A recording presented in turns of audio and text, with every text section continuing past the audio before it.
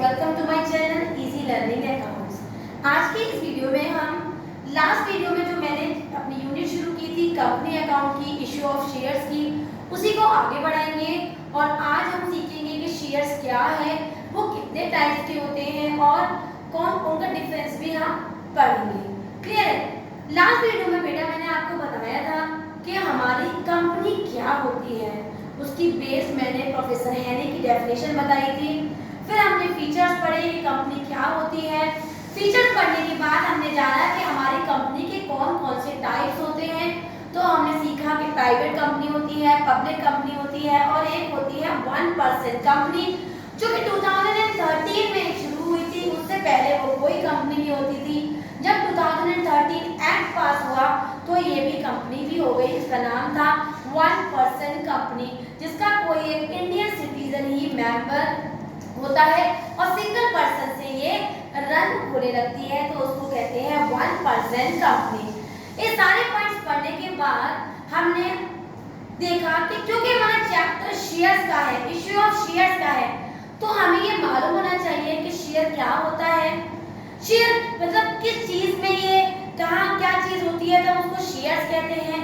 इसके टाइप्स क्या है और उनके टाइप्स में क्या क्या डिफरेंसेस हैं, तो उसी को जानने के लिए हम ये वाली वीडियो में उस सारे पॉइंट्स को देखेंगे। तो सबसे पहले हम सीखेंगे कि what do you mean by shares. तो देखते हैं shares, total capital of a company. Company का जो पूरी पूंजी होती है, कंपनी की जो पूरी कैपिटल होती है, has been divided into units of small denomination. ठीक है, each such unit is known as its share। ये तो हो गई लर्न करने की बात कि बच्चों ने लर्न कर ली और डेफिनेशन पुट कर दी what do you mean by share. अब समझ लेते हैं कि ये क्या कहना चाहते हैं एक एग्जांपल से। तो let the example, if the total capital is 10 lakh. अगर एक कंपनी है और उसकी पूरी कैपिटल 10 लाख है, ठीक है, divided into 1 lakh units of 10 each। अब कंपनी ने अपने शेयर कैपिटल को अलग अलग स्मॉल यूनिट्स में शेयर होल्डर्स में डिस्ट्रीब्यूट कर दिया और ईच यूनिट 10 रुपीस के हिसाब से। क्लियर है? Each unit rupees 10 will be called a share of 10 each. That means इस अबव एग्जांपल में बेटा 1 लाख तो हो गया शेयर और हर शेयर कितने रुपए के हिसाब से, ₹10 ईच। ये हो गई इसकी नॉमिनल वैल्यू या फिर इसकी कह सकते हैं फेस वैल्यू। एक और एग्जांपल बता देती हूँ। फॉर एग्जांपल एक कंपनी के शेयर 20 लाख रुपीस हैं और कंपनी ने सोचा कि वो हर एक शेयर होल्डर को शेयर देगा कितने रुपए के हिसाब से, 20,000 के हिसाब से। तो ये ₹220 लाख अगर मैं 20,000 शेयर्स में डिस्ट्रीब्यूट कर दूं तो पर शेयर की कीमत कितनी हो जाएगी, 1 2 3 4 5 6 1 2 3 4 5 600 ईच। और इन दोनों को मल्टीप्लाई करेंगे 20,000 share eight the rate of 100 is that means 20 lakh capital. तो जितने शेयर्स में जितने स्मॉल डिनोमिनेशन में वो जो डिवाइडेड होता है, डिस्ट्रीब्यूटेड होता है, वो पर यूनिट को, हर एक यूनिट को हम कहते हैं शेयर्स। और एट द रेट ऑफ वो शेयर कितने रुपए का है, वो 10 100 whatever given in the question you have to apply, you have to multiply and after multiplying we get the total capital of the company. तो हमने समझ लिया कि शेयर्स क्या है। हमारी कंपनी के पूरे कैपिटल को जब स्मॉल यूनिट्स में डिस्ट्रीब्यूट कर देते हैं तो वो each unit is known as its shares और एट द रेट ऑफ मतलब नंबर ऑफ ईच शेयर्स भी उसमें आइडेंटिफाइड होते हैं। हमने एग्जांपल भी लिया कि अगर कंपनी के 10 लाख शेयर्स हैं तो हमें ईच शेयर अगर 10 रुपीस के हिसाब से लग रहे हैं तो 1 lakh share eight the rate of 10 each. तो ये होता है शेयर्स। क्लियर बेटा? अब आगे बढ़ते हैं हमारे नेक्स्ट पॉइंट की तरफ, that is that what are the different types of shares. हमें मालूम होना चाहिए क्योंकि 1 मार्क्स से 20 क्वेश्चंस आएंगे, तो ये हमें बहुत जरूरी है कि हम छोटी-छोटी चीजों को भी अच्छी तरह पढ़ें ताकि अगर difference, one word, multiple choice, fill-ups किसी भी तरह से क्वेश्चन आ जाए तो हम उसका तुरंत आंसर दे सकें। तो आप पढ़ते हैं what is the different types of share, that is preference share और इक्विटी शेयर। और इनका डिफरेंस देखते हैं। बोर्ड पे मैंने लिखा हुआ है difference between preference share and equity share. Basically share बेटा हमारे दो तरीके के होते हैं, एक होता है प्रेफरेंस शेयर और एक होता है इक्विटी शेयर। ये वर्ड्स आपके लिए न्यू नहीं है क्योंकि ये आपने 11th के बिजनेस में भी ये चैप्टर पढ़ा हुआ था। एग्जैक्टली ये चैप्टर नहीं था, लेकिन एक पॉइंट आया था जहां पर हमने ओनर्स फंड और बोरोड फंड के बारे में पढ़ा था। तो वहां पर हमने पढ़ा था ओनर्स फंड में हमने प्रेफरेंस शेयर और इक्विटी शेयर्स के बारे में पढ़ा था। इसलिए जल्दी जल्दी पॉइंट्स को रिवाइज करते हैं क्योंकि आपका ये पॉइंट एक बार पहले से पढ़ा हुआ है। तो प्रेफरेंस शेयर्स वो शेयर्स होते हैं जिनके पास काफी चीजों में प्रेफरेंस होता है, जैसे the preference share holder are paid dividend at a fix rate. जो फिक्स रेट जो डिविडेंड मिलता है प्रेफरेंस शेयर होल्डर्स को, उनका जो डिविडेंड होता है बेटा वो फिक्स रेट में होता है। आप पहले ये समझ लो कि डिविडेंड क्या होता है। जैसे इंटरेस्ट होता है ना बेटा ब्याज, वैसे ही कंपनी में जो शेयर होल्डर्स अपना पैसा लगाते हैं उनको बदले में जो उसको इंटरेस्ट मिलता है उसे हम कहते हैं डिविडेंड। क्लियर?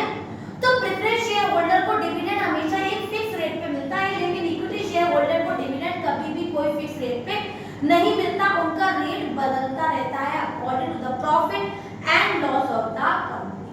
क्लियर है? नेक्स्ट पॉइंट है if the dividend is not paid in any year. अगर किसी साल में प्रेफरेंस शेयर होल्डर को डिविडेंड नहीं मिल पाया है तो अगले साल या 2 साल नहीं मिल पाया है तो अगले साल उनको पेमेंट मिल जाता है। Whereas अगर इक्विटी शेयर होल्डर को किसी वजह से डिविडेंड नहीं मिला है तो इट मे नॉट एक्यूमुलेट, मतलब वो उनको डिस्ट्रीब्यूट नहीं किया जाएगा, बाद में नहीं मिलता। क्लियर है बेटा?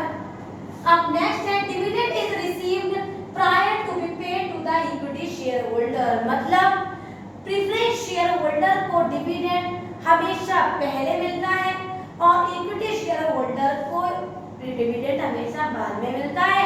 ये तो बस घर में वो बात हो गई कि भाई 2 बच्चे हैं घर में तो एक बच्चे को खाना पहले मिलता है और दूसरे को उसको खाना मिलने के बाद मिलता है।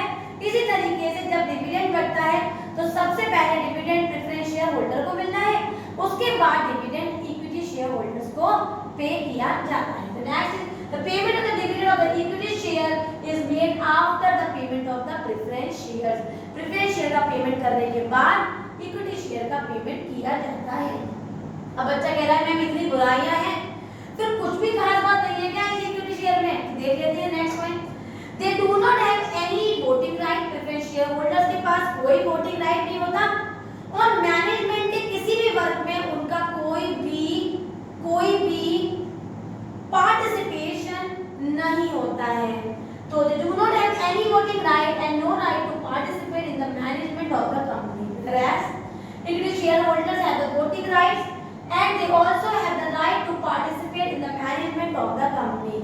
मैनेजमेंट कंपनी के मैनेजमेंट में कंपनी के वर्क में इक्विटी शेयर होल्डर्स का पूरा हाथ होता है, हस्तक्षेप होता है, पार्टिसिपेशन होता है और उनके पास वोटिंग राइट्स भी होते हैं कि वो अपने बोर्ड डायरेक्टर्स, अपने मैनेजमेंट, अपने टीम्स को वो इलेक्ट कर सकते हैं, सिलेक्ट कर सकते हैं। क्लियर? नेक्स्ट पॉइंट देखते हैं। हमारा नेक्स्ट पॉइंट है at time of winding up of company. अगर कंपनी बंद हो रही है तो प्रेफरेंस शेयर्स को पेमेंट जल्दी मिलता है, मतलब प्रेफरेंस शेयर सबसे पहले डिस्ट्रीब्यूट हो जाते हैं, सबसे पहले प्रेफरेंस शेयर होल्डर्स को पेमेंट मिल जाता है, उनको मिल जाता है। उसके बाद इक्विटी शेयर होल्डर्स को पेमेंट मिलता है। At the time of winding up of company the equity share holder capital is paid after the payment of the preference share. तो प्रेफरेंस शेयर होल्डर्स को पेमेंट बाद में मिलता है। मैंने आपके लिए 5 डिफरेंस लिखे हैं, आप कम से कम इनमें से 4 याद रखिए। हमने तो 4 याद भी कर लिए। देखिए पहला पॉइंट, जब भी डिविडेंड बढ़ता है सबसे पहले equity share holders preference share holders को मिलता है, बाद में इक्विटी को मिलता है। कंपनी वाइंड अप हो रही होती है तो इक्विटी शेयर होल्डर्स को पेमेंट पहले मिलता है, बाद में वाइंडिंग के टाइम पे बाद में इक्विटी शेयर होल्डर्स का पेमेंट जाता है। डिविडेंड रेट हमेशा फिक्स होता है डिविडेंड प्रेफरेंस का, लेकिन हमारे इक्विटी शेयर होल्डर्स का कभी भी डिविडेंड फिक्स नहीं होता। हमारे इक्विटी शेयर होल्डर्स के पास वोटिंग राइट है, वो मैनेजमेंट के वर्क्स में पार्टिसिपेट कर सकते हैं, वेयर प्रेफरेंस शेयर होल्डर्स के पास कोई वोटिंग राइट नहीं है और वो कोई पार्टिसिपेशन नहीं कर सकते हैं। अगर किसी भी ईयर में प्रेफरेंस शेयर होल्डर्स को डिविडेंड नहीं मिला है तो अगले साल में उनको वो पेमेंट मिल जाता है, वेयर इक्विटी शेयर होल्डर्स को एक्यूमुलेट नहीं होता, नहीं पेमेंट मिलता, एक बार नहीं मिल पाया दैट मींस वो वेस्ट हो गया, वो नहीं मिल पाएगा। तो this is the exact difference between preference share and equity share. तो हमने शेयर्स पढ़ा, उनके टाइप्स पढ़े। अब हम सीखेंगे कि शेयर कैपिटल क्या है और शेयर कैपिटल के कौन कौन से पार्ट हैं, तो देखते हैं। Share capital, capital and share capital means एक कंपनी की जो अपनी किसी भी कंपनी को ले तो कंपनी में सारा पैसा कंपनी अपना ही नहीं लगाती है, कंपनी पब्लिक को कॉल करती है, बुलाती है, उन्हें इनवाइट करती है और कहती है कि आओ मेरी कंपनी में शेयर लगाओ। तो उसमें जो पैसा लगा हुआ होता है कंपनी में, जो कैपिटल होती है वो शेयर कैपिटल होती है। क्लियर है? उसमें जो पैसा होता है वो शेयरिंग से कई शेयर होल्डर्स का इंक्लूडेड होता है। क्लियर है? तो what do you mean by share capital? It means the capital raised bye a company, company अपनी पूंजी को बढ़ा रही है by the issue of shares, shares को इश्यू कर करके। बच्चा कह रहा है मैम कहां से इश्यू करके? बेटा पब्लिक से इश्यू करके। अगर पब्लिक कंपनी है तो पब्लिक से इश्यू कर रही है और अपनी कंपनी के शेयर्स को रेज कर रही है, कैपिटल को बढ़ा रही है। इसे कहते हैं share capital of a company. Many individuals and institutes contribute varying sum to the company's capital.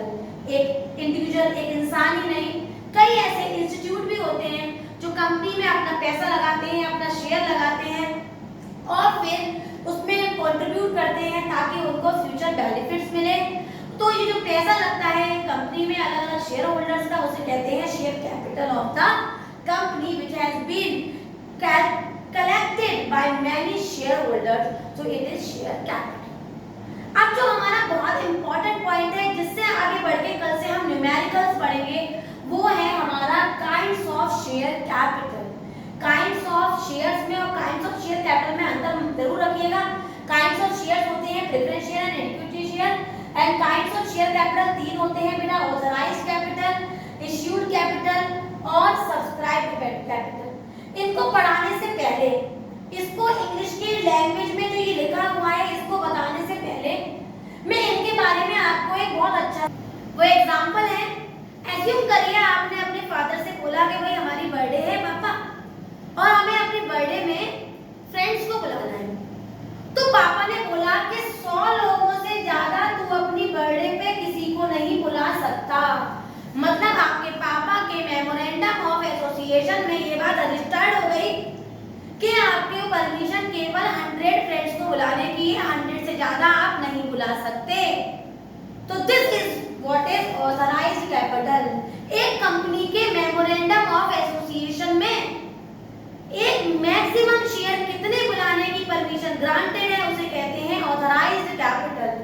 Amount stated in the companies MOA that is a maximum capital for which a company is authorized to issue shares during lifetime।